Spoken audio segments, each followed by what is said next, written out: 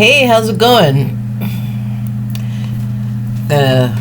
Pull some cards, but first look at my signs, if you please.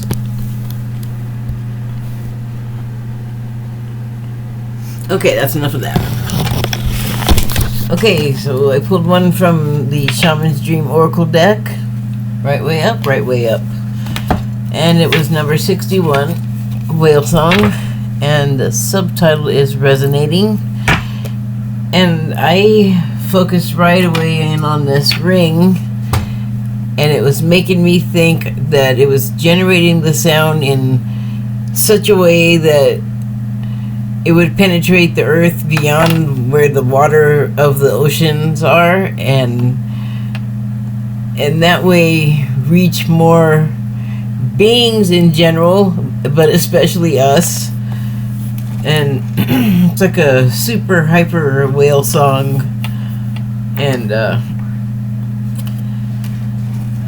I got to thinking that we call them, or we say that we think they're intelligent, right? Whales, but we do not treat them as if we think they're intelligent. We, don't treat their habitat very well, and it's not doing us any good either to pollute where they and other ocean life live. And it made me think of this aphorism I know from forever, which is, well, I'm getting ahead of myself. I'll tell you about that after I talk a little bit more about how well the whale can defend itself against us with its little appendages that don't appear to have digits. And I'm thinking in terms of them being in our habitat and having to defend themselves, like even outside of an aquarium. So like mano a mano, which means hand to hand, by the way, mano a mano. Well, they'll have hands, so I don't think it'll be a fair fight. Plus, I mean, unwieldy body, no legs to speak of, and could do some damage with the tail. And unlikely scenario either way, right?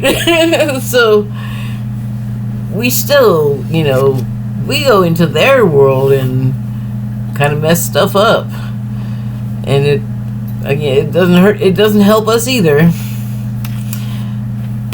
And so we're not really resonating with them as equal beings,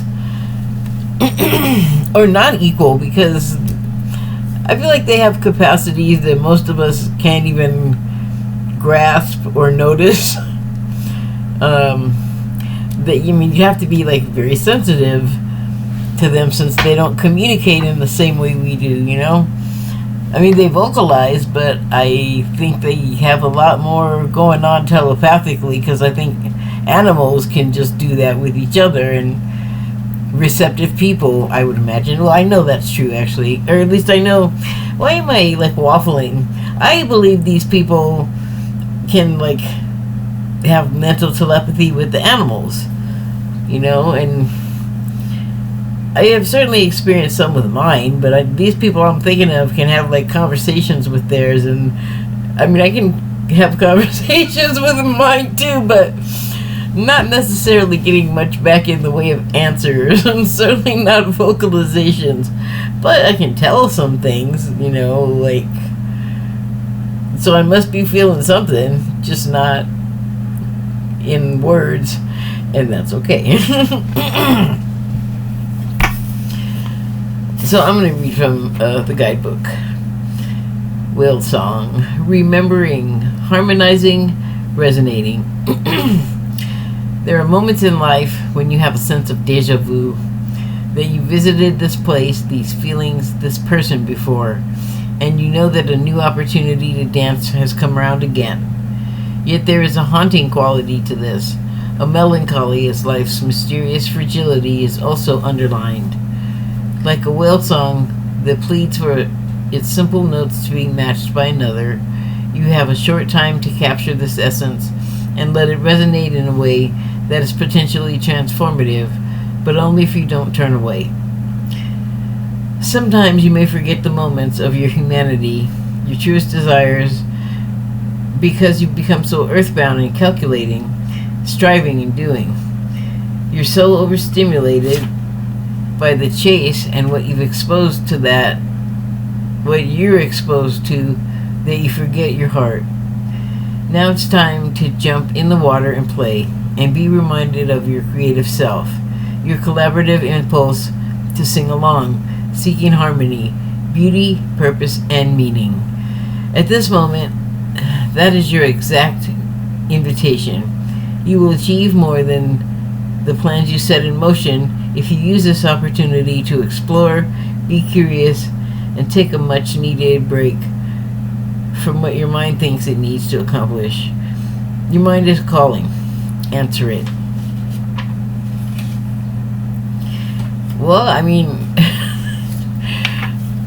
like I said, not all of us are picking up on what these guys have to say. Maybe the ring is trying to, get to us in a more penetrating way by reverberating and resonating. And I pulled another card from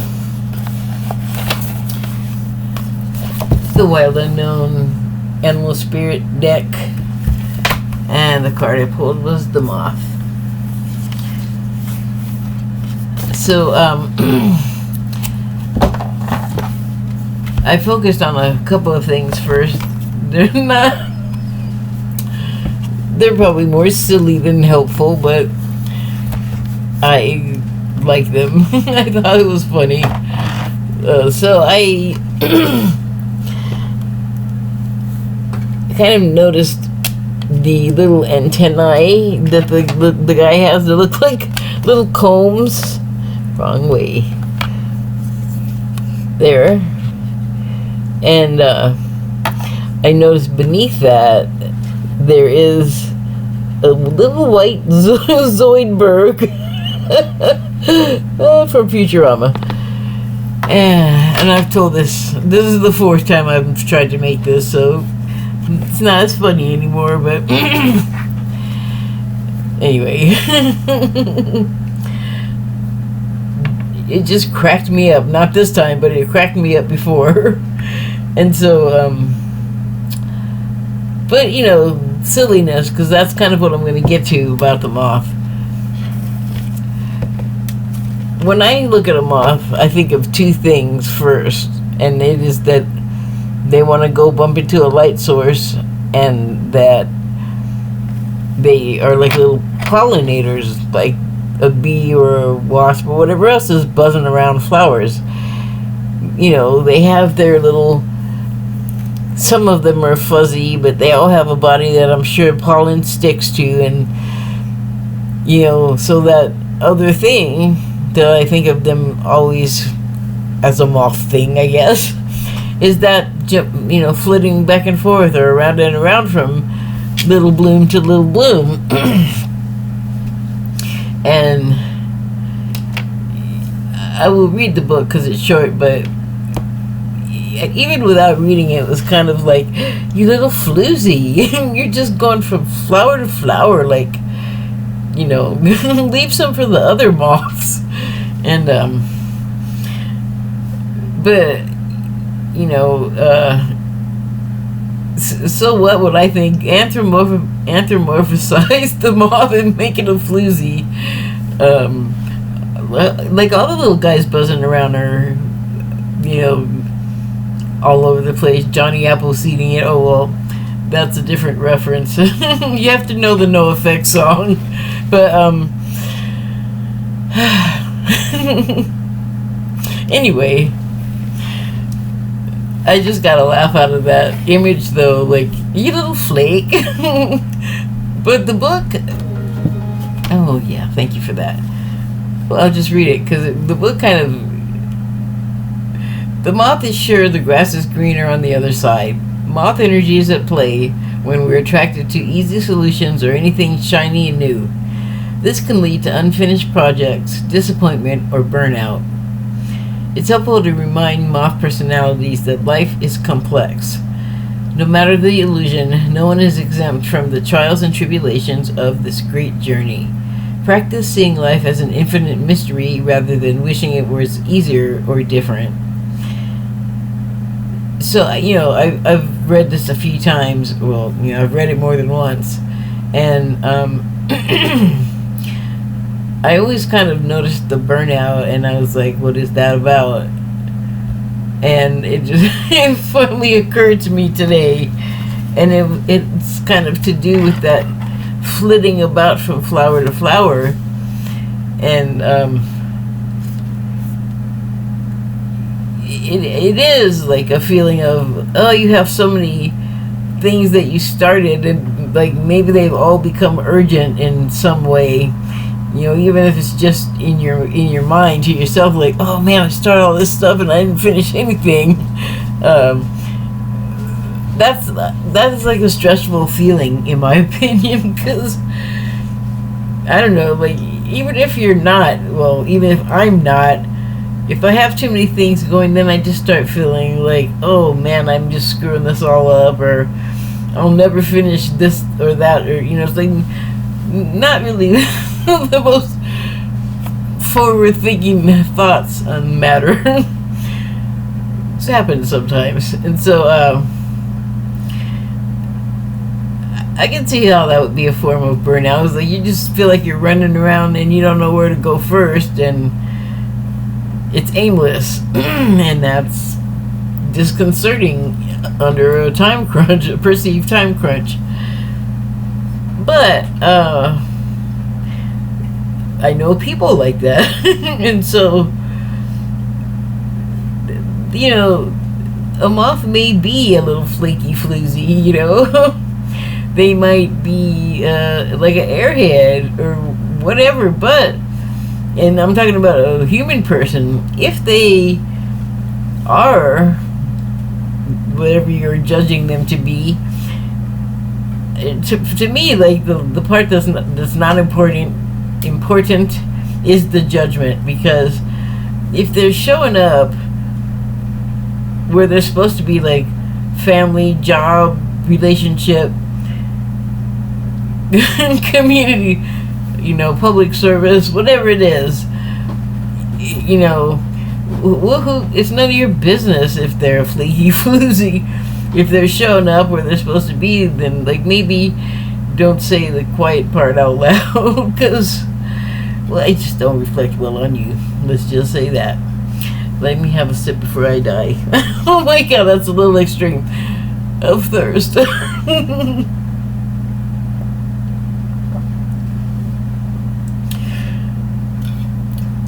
Oh.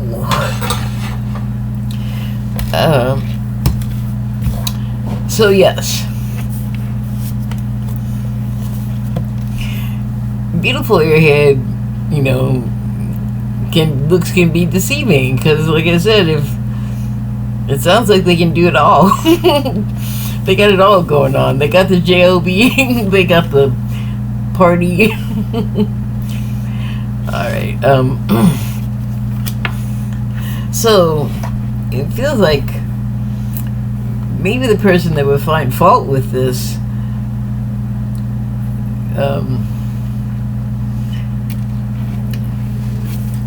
particularly in this illustration, sort of flamboyant little flying person flitting about. People, get annoyed with certain personalities and feel like, you don't get to act the way that you are around me. Like, you got people with a lot of rules out in the world. I don't know if you've noticed, and they think that you have to be subject to them just because it's a rule for them. And you don't want to be rude and make a scene, but it's like sometimes people are a pain. And so let's just say that anyone that would find fault with this moth personality is not resonating with this person. And I mean, if it sounds like this person's more fun, I would rather resonate with the moth. than the one that's not appreciating the moth's qualities. And, well, I mean, I said what I had to say. These guys, though, are trying so hard to resonate with us, and many of us are just, we don't hear it, we don't feel it. More will, you know, and sounds like sooner than later, but not everyone's gonna be into it. Not everyone's gonna well, that probably says it all. They're not gonna be into it. There's nothing forward after that, really. Except talk that people don't want to hear, that are, you know, believers or whatever of UFOs or something like that. Making sure you understand what I'm believing in here. So yeah,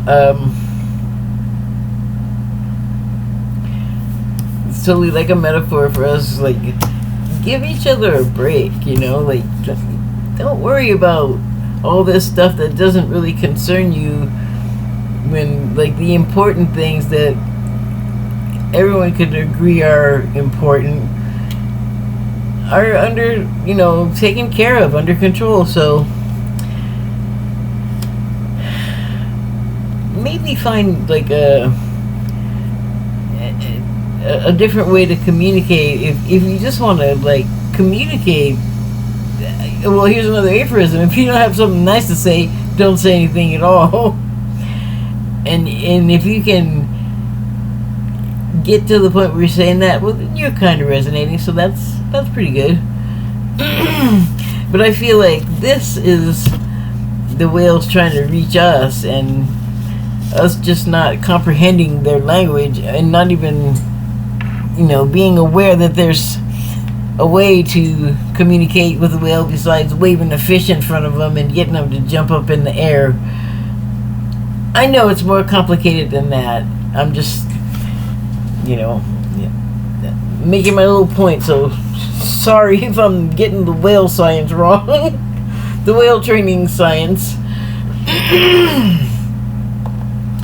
But all of the animals, really, I was going to say the whales have a lot to teach us, but they all kind of do, you know, in some way, shape, or form. So that sounds like a couple of things that we as a society of people, and not just here in the United States, could use as a tool to get to a point where we can debate it and we don't have to, like, hate it out, you know? And it's got to get better from there, right? And as always, not to discount, like, all of the good and positive things in the world, because this, I don't know, it turned kind of turned. I guess it's just got, like, kind of serious. Whoa, sorry about that. Finally, I got a serious face on. Anyway, we go through stages. We go through waves. Like, things are great, things are things are like, whoa, this is really not great. I mean, how old are you? How many times do you have to go through that cycle to see, like, okay, this is probably not going to kill me. This is probably not as terrible as I'm making it out to be. I'm going to stop talking now. Thank you and good night. Haha, I knew it wasn't a touchscreen. I got so many lights on I can't see that. There it is. Bye.